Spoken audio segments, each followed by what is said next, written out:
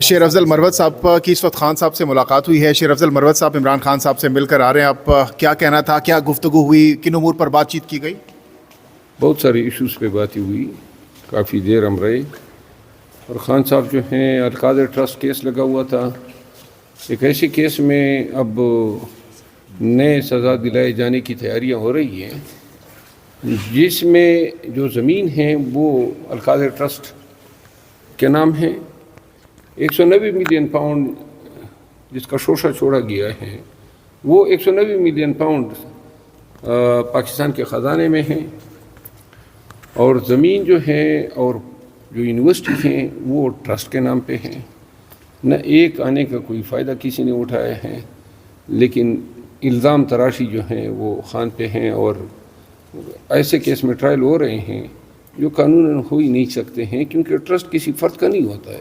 اسی طرح کا ٹرسٹ شوکت خانہ میموریل ٹرسٹ ہاسپٹل ہیں لاہور کا, پشاور کا, کراچی کا, اسی طرح نمبل یونیورسٹی ہیں. تو یہ سارے جو ہیں, جتنا خان کا تعلق کینسر ہاسپٹل کے ساتھ ہیں اتنا ہی تعلق القادر ٹرسٹ یونیورسٹی کے ساتھ ہیں. میرے جیب میں یہ بیان پڑا ہوا ہے, القادر ٹرسٹ یونیورسٹی کا جو CFO ہے اس کا بیان ہوا ہے, اور اس نے اپنے بیان میں عدالت میں کہا ہے کہ ایک آنے کا جو ہے وہ کسی نے فائدہ نہیں اٹھایا ہے. پھر جو ہے خان صاحب نے افغانستان کے ساتھ جو ہمارے تعلقات بگڑتے جا رہے ہیں اس پہ انتہائی افسوس کا اظہار کیا. انہوں نے کہا کہ کاش ہماری حکومت نے جو ری ہیبلیٹیشن کا پلان شروع کیا تھا اس کو منطقی انجام تک پہنچا دیا جاتا تو ملک میں بھی بدامنی نہ ہوتی اور افغانستان کے ساتھ تعلقات جو ہیں وہ خراب نہ ہوتے. خان صاحب جو ہیں یہ جو میاں نواز شریف صاحب کے صاحبزادوں کی بریت ہوئی ہے اس پہ انہوں نے کہا کہ ایک ہفتے کے اندر ان مجرمانہ اشتہاریوں کو جنہوں نے خود کہا تھا کہ جو فلیٹس ہیں اور جن میں یہ رہائش پذیر ہیں, اب پوری قوم کو یہ باور کرایا جا رہا ہے کہ جی وہ فلیٹس ان کے نہیں ہیں. آج بھی فلیٹس ان کے ہیں, آج بھی انہی فلیٹس میں رہائش پذیر ہیں, اور عدالت کہتی ہیں کہ ثبوت نہیں ملا. تو ثبوت اور کس رنگ کا ہوتا ہے, اور بارے ثبوت جو ہیں وہ نیب لاز میں وہ ملزم پر ہوتا ہے. پھر یہ پاکستان کے ایک شہری کی اثاثہ جات ہیں, اور قانون کے تحت وہ پیسے انگلستان گئے کیسے, اور پھر جو والیوم 10 تھا جس کا بڑا ہی شور ہوا وہ کیوں نہیں کھولا گیا. اسی طرح خان صاحب نے جو ہیں بیرسٹر گور صاحب کو یہ بھی ہدایت کی کہ لگتا یہ ہے کہ حکومت وقت جو ہیں ہمیں اپوزیشن بھی شاید نہیں تسلیم کر رہی ہے, لیکن انہوں نے میرے حوالے سے بیرسٹر گور صاحب کو کہا کہ پبلک اکاؤنٹ کمیٹی کے چیئرمین جو ہیں ان کے لیے لیٹر لکھ دیں, اور جس کا ابھی آج بیرسٹر گور صاحب نے وہاں اڈیالہ جیل میں صحافیوں کے سامنے یہ اناؤنسمنٹ بھی کی.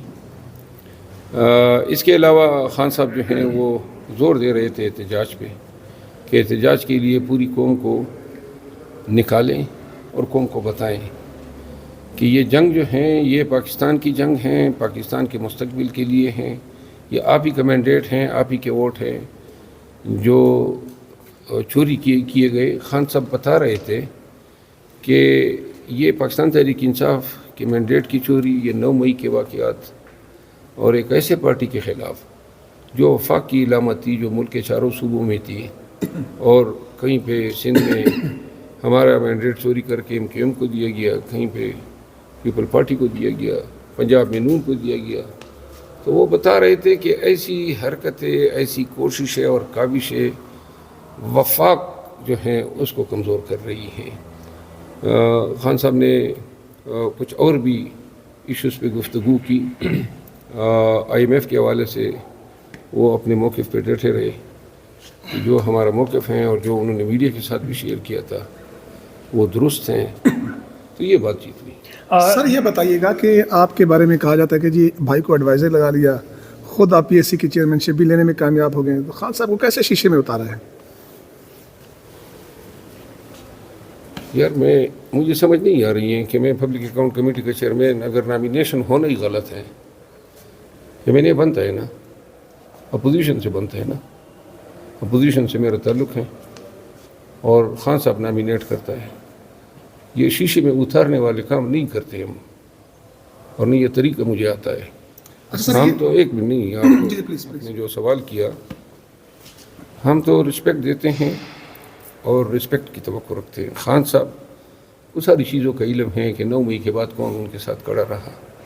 کارکردگی کے اور معیار کے مطابق اور جو جس کی جتنی کنٹریبیوشن ہے اس کے مطابق خان صاحب نے فیصلے کیے. تو میرے خیال میں مجھے عدالت جانا چاہیے. تھینک یو سو مچ. آ رہی ہے سر. جی بالکل, میں نے کل بھی پٹیشن کی تھی. ابھی دیکھیں اللہ خیر کرے کہ اجازت ملنی چاہیے, کیونکہ بحیثیت ہے سیکرٹری جنرل پارٹی کے میرے لیے بہت اہم ہے کہ میں اپنے محبوب قائد اور چیئرمین عمران خان صاحب سے, بانی چیئرمین سے میں ملاقات کروں. بہت ساری چیزیں ہوتی ہیں, سیاسی گفت و شنید ہوتی ہے. وہ سب سے بڑی پارٹی کے لیڈر ہیں اور ملنا دینا چاہیے. یہ میرا خیال ہے وزیر اعظم عمران خان صاحب کے جو بنیادی حقوق ہیں ان کی سراسر خلاف ورزی ہو رہی ہے, اور اڈیالہ جیل کے حکام ہیں, ان کے پاس کوئی مثبت وہ پوائنٹس نہیں ہے جس کے اوپر وہ نگیٹ کر سکیں یا ملاقات نہ کرتے تھے. ہم لوگ اس کو کنڈیم کرتے ہیں. اچھا عمر ایوب صاحب, اس وقت یہ خبریں گردش کر رہی ہیں کہ خان صاحب کو کے پی حکومت کے حوالے بھی کیا جا سکتا ہے. آپ لوگ یہ مطالبہ بھی کر رہے ہیں, کیا واقعی ایسا ہے؟ کچھ ہماری نالج میں اس طرح کی بیرسٹر سیف صاحب یہ بات کر چکے ہیں, ابھی اسد قیصر صاحب نے بھی یہ بات کی. میرے خواہش ہو سکتی ہے پر میرے نالج میں نہیں ہے کہ یہ ہو جائے تو بہت اچھی بات ہے. اور اس تمام تر صورتحال میں لانگ مارچ یا کوئی تحریک چلانے کا ارادہ رکھتے ہیں عید کے بعد آپ لوگ؟